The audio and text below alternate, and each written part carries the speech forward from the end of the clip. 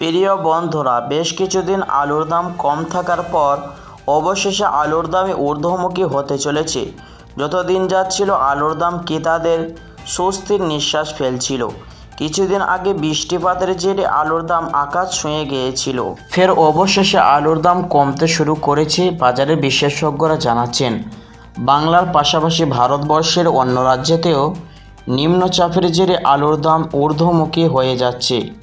বর্তমানে আসাম, ত্রিপুরা, মেঘালয়, নেপাল, ভুটান, বাংলাদেশ এই রাজ্যগুলোতে মৌসুমের অক্ষরেখার জেরে ভারী বৃষ্টিপাতের সম্ভাবনা দেখা যাচ্ছে। আর পশ্চিমবাংলার পাশাপাশি পার্শ্ববর্তী দেশগুলিতেও কিন্তু ভারী বৃষ্টিপাতের জেরে শাকসবজি নষ্ট হয়ে গিয়েছে, যার কারণে আশা করা যাচ্ছে পশ্চিমবাংলা থেকে আলুর রপ্তানি শুরু করা হবে।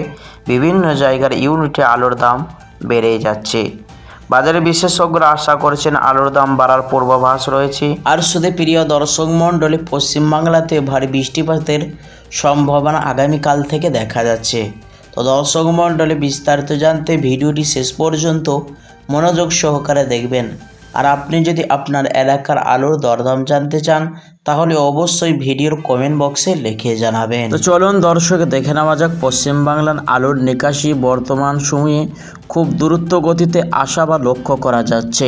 পশ্চিমবাংলার আগস্ট মাসে 20 তারিখ পর্যন্ত বিভিন্ন ইউনিটে আলুর দাম 43 থেকে 44% পর্যন্ত বৃদ্ধি বা লক্ষ্য করা যাচ্ছে। আর শুধু দর্শক মণ্ডলী, আগস্ট মাসের পশ্চিমবাংলাতে বিভিন্ন হিমঘরে বিভিন্ন ইউনিটে আলুর নিকাশের দাম 50%-রও বেশি ঊর্ধ্বে হয়ে যেতে পারে।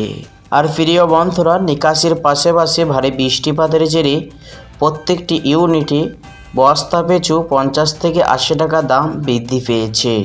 তো দর্শক মণ্ডলী, এই ছিল আজকে আমাদের আলুর বাজারের দরদামগুলি।